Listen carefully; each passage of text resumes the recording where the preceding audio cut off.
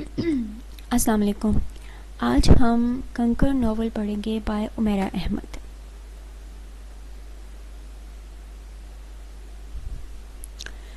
جنید دم سادھے گال پر ہاتھ رکھے اپنے باپ کو دیکھ رہا تھا۔ جو ہوا تھا اسے توقع نہیں تھی، پر جو اب ہو رہا تھا وہ اس کے وہم و گمان میں بھی نہیں تھا۔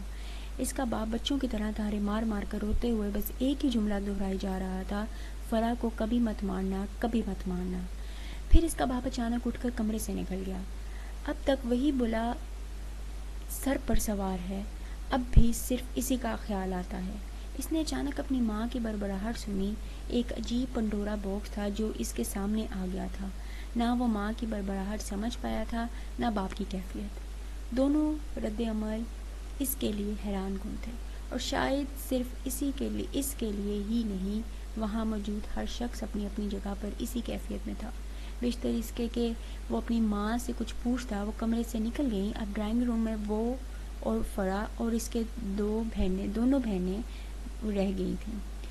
چاروں ایک دوسرے سے نظریں چراتے ہوئے ڈائننگ ٹیبل کے گرد بیٹھے تھے، اور پھر بے دلی سے انہوں نے ناشتہ شروع کیا تھا، مگر کوئی بھی ناشتہ کرنا نہیں چاہتا تھا۔ فرا مسلسل کچھ دنوں سے ضد کر رہی تھی کہ جنید اس کے ساتھ بھوربن چلیں۔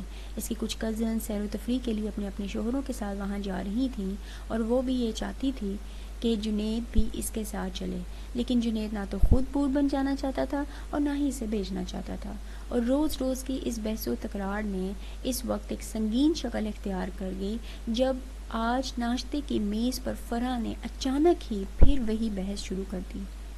پھر تم نے کیا طے کیا ہے؟ فرا کے سوال نے جہاں جنید کو حیران کیا تھا، وہاں باقی لوگوں کی توجہ بھی اس پر مرکوز ہو گئی تھی۔ جنید نے ناگواری سے اسے دیکھا تھا۔ اسے توقع نہیں تھی کہ فرا ایک ذاتی معاملے کو اس طرح سب کے سامنے لانے کی کوشش کرے گی۔ جو طے کیا تھا وہ تمہیں ایک بار نہیں بار بار بتا چکا ہوں، اور اب پھر وہ دہرانے کی ضرورت نہیں سمجھتا۔ حیدر نے بیٹے کے اس اکھڑے ہوئے جواب پر فرا اور جنید دونوں کو غور سے دیکھا تھا۔ میں تمہیں صاف صاف بتا رہی ہوں کہ میں بھوربن ضرور جاؤں گی، اور تمہیں بھی ساتھ لے کر جاؤں گی۔ میرے جانے کا تو سوال ہی پیدا نہیں ہوتا، اور جہاں تک تمہارا تعلق ہے تو میں دیکھوں گا تم کیسے جاتی ہو۔ تم مجھے روکنے والے کون ہوتے ہو؟ کیا میرے باپ ہو؟ یہ فرا نے کہا۔ زریں فرا کے جملے پر تلملا گئی تھی۔ فرا، شوہر سے کیا ایسے بات کرتے ہیں؟ میں نے آپ سے مشورہ نہیں مانگا کہ مجھے کس سے کس طرح بات کرنی چاہیے اور کیسے نہیں۔ یہ میرا اور جنید کا معاملہ ہے، اس لیے آپ بیچ میں نہ بولیں۔ بہت روکھے انداز میں اس نے ساس کو جواب دیا تھا۔ حیدر خاموشی سے سب کچھ دیکھ رہا تھا۔ فرا، تم اپنا منہ بند کر لو تو بہتر ہوگا، کیونکہ اس سے زیادہ میں برداشت نہیں کروں گا۔ میں تم پر ہاتھ نہیں اٹھانا چاہتا، اور تم مجھے اس پر مجبور کر رہی ہو۔ جنید کی آواز بہت بلند تھی۔ حیدر نے بے اختیار اس کا نام پکار اٹھا۔ جنید! اس کے لہجے میں تنبیہ تھی، مگر جنید اس بات کی طرف بالکل متوجہ نہیں تھا۔ میں کیوں اپنا منہ بند کروں؟ جو سچ ہے وہ صاف صاف کہوں گی۔ میں تم سے نہیں ڈرتی ہوں۔ سرخ چہرے کے ساتھ جنید اپنی جگہ سے کھڑا ہو گیا تھا۔ تمہیں بات کرنے کی تمیز نہیں ہے؟ تمہیں تمیز ہے؟ فرا بھی اس کے انداز میں اکھڑی ہو کر بولی تھی۔ بے اختیار جنید کا ہاتھ اٹھا تھا، مگر حیدر کے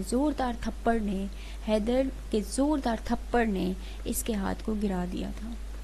اتنی دیر میں غیر جانبدار رہنے والے باپ نے اچانک سے اپنی زندگی کا سب سے بڑا سرپرائز دیا تھا۔ تمہاری ہمت کیسے ہوئی کہ تم اپنی بیوی پر ہاتھ اٹھانے کی کوشش کرو؟ تمہیں یہ خیال بھی کیسے آیا؟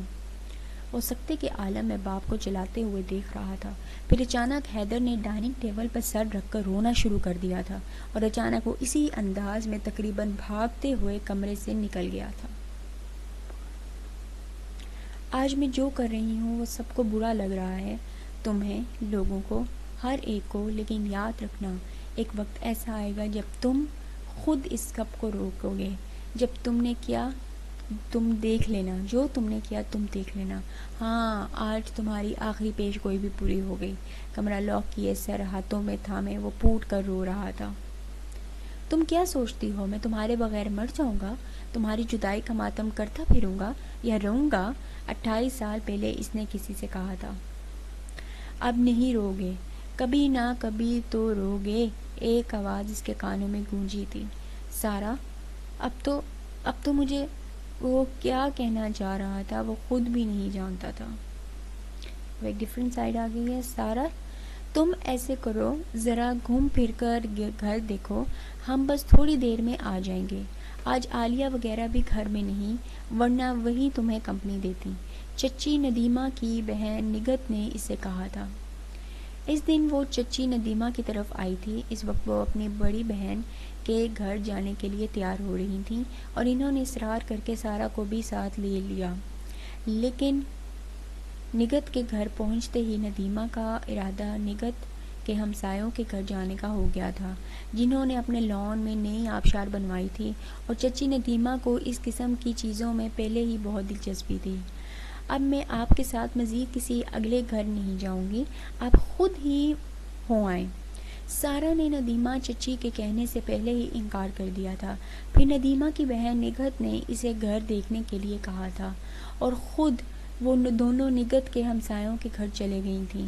نگت چند ماہ پہلے ہی یہاں شفٹ ہوئی تھیں، اور یہاں آنے کے بعد وہ پہلی یہاں سے تھوڑا سا آئی تھنک ریموو ہے، وہ پہلی ران کے یہاں آئی تھیں۔ آئی ڈونٹ نو یہ کیا ہے، بٹ اٹس اوکے، یہ دیکھ لیتے ہیں۔ پہلے مرحلے دوران کے یہاں آئی تھیں، آئی تھنک ایسے کچھ ہے، لیکن اس سے پہلے بھی وہ صرف چند بار ہی ان کے گھر آئی تھیں، اور وہ بھی صرف 2-1 گھنٹے کے لیے۔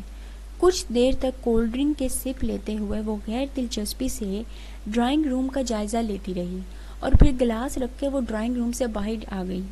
لاؤنج میں عظمیٰ ویکیوم کلینر سے کارپیٹ صاف کر رہی تھی، اسے باہر آتے دیکھ کر مسکرائی تھی۔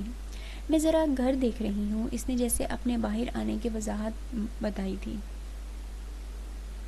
بیان کی تھی، بتائی تھی، ایسے کچھ لکھا ہے۔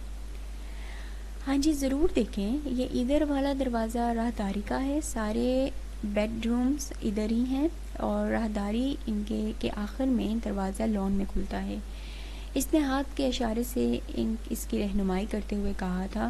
وہ سر ہلاتے ہوئے راہداری کا دروازہ کھول کے اس میں داخل ہو گئی تھی۔ باری باری کمروں کے دروازے کھول کر اس نے ایک طائرانہ نظر ڈالی تھی اور اندازہ لگا لیا تھا کہ کمرہ کس طرح کا ہو سکتا ہے۔ پھر وہ واپس لاؤنج میں آ گئی۔ یہ سامنے کچن ہے اور وہ اسٹڈی روم ہے۔ اسے آتے دیکھ کر ملازمہ نے ایک بار پھر رہنمائی کی تھی۔ اس نے انہی سرسری نظروں کے ساتھ کچن اور اسٹڈی روم کو کھول کر دیکھا تھا۔ یہ سارا کے بارے میں بتایا جا رہا ہے۔ اوپر بھی کمرے ہیں؟ اس نے ملازمہ سے پوچھا تھا۔ ہاں جی اوپر بھی کمرے ہیں، آپ ہو آئیں وہاں سے۔ وہ اس کی بات پر سر ہلاتے ہوئے سیڑھیاں چڑھنے لگی۔ سیڑھیوں کے خاتمے پر وہ پھر ایک راہداری کے سامنے کھڑی تھی۔ پہلے کی طرح اس نے پھر دروازہ کھول کر کمروں میں جھانکنا شروع کر دیا۔ کچھ کمرے لاک تھے۔ ایک کمرے کا دروازہ کھولتے ہی وہ ٹھٹک گئی۔ دروازے کے بالکل سامنے والی دیوار کے ساتھ قد آدم سائز کے اسٹیریو رکھے تھے۔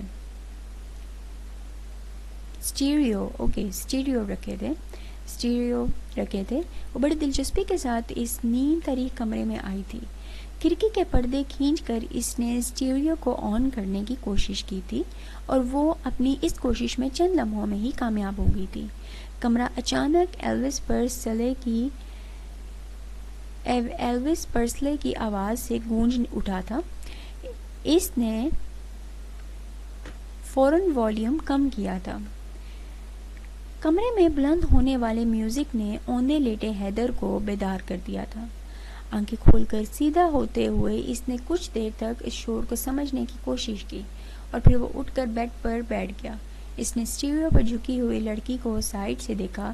ایک نظر ڈالتے ہی اسے اندازہ ہو گیا تھا کہ وہ اس کی بہنوں میں سے نہیں تھی، یقیناً بہنوں کی فرینڈز میں سے ہوگی، لیکن اس طرح منہ اٹھا کر کمرے میں جو داخل ہو گئی تھی وہ کس قسم کی دوست ہو سکتی ہے؟ ناگواری کا ایک احساس اس کے اندر پیدا ہوا تھا۔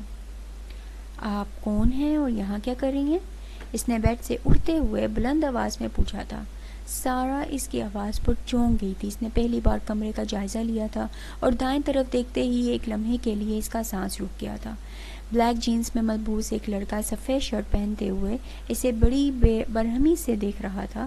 اس کی سمجھ میں نہیں آیا کہ کیا جواب دیا جائے۔ وہ کمرہ اس کے توقع کے مطابق خالی ہونا چاہیے تھا۔ اب یکدم وہاں پر ایک شخص برآمد ہو گیا تھا، اور وہ بھی ایک مرد۔ وہ ہونکوں کی طرح حیدر کو دیکھتی رہی۔ شرٹ پہن کر بٹن بند کرتے ہوئے وہ اس کے قریب آ گیا تھا۔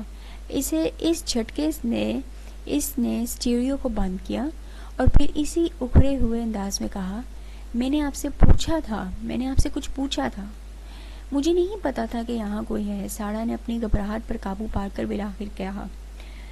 اوہ ویری ویل، اس کا مطلب ہے کہ یہاں کوئی نہیں ہے تو آپ کو منہ اٹھا کر یہاں آنا چاہیے اور پھر بغیر اجازت چیزوں کو استعمال کرنا شروع کر دینا چاہیے۔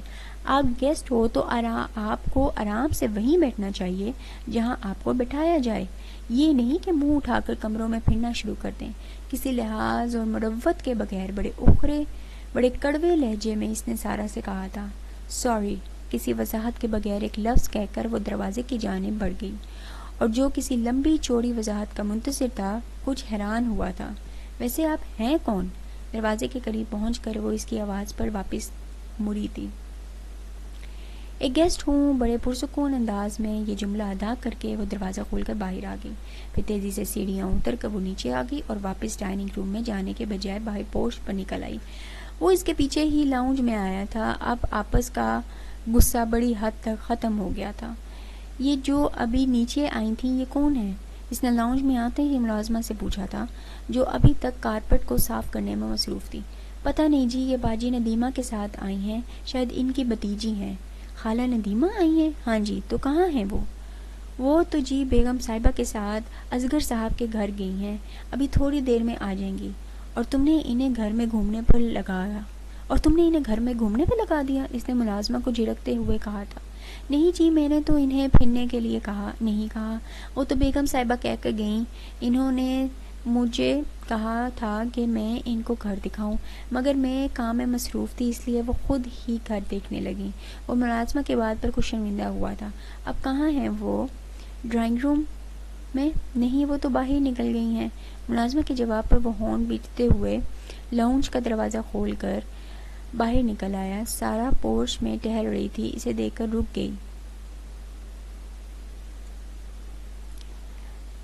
باقی کا ہم انشاءاللہ نیکسٹ ویڈیو میں اس کو سٹارٹ لیتے ہیں۔ امید کرتی ہوں آپ کو ویڈیو بہت اچھی لگی ہوگی۔ اگر اچھی لگی تو اسی طرح مور کنٹینٹ کے لیے آپ لائک اینڈ سبسکرائب کریں، تاکہ میں اور اچھے ناولز آپ کے پاس لے کر آؤں۔ تھینک یو، اللہ حافظ۔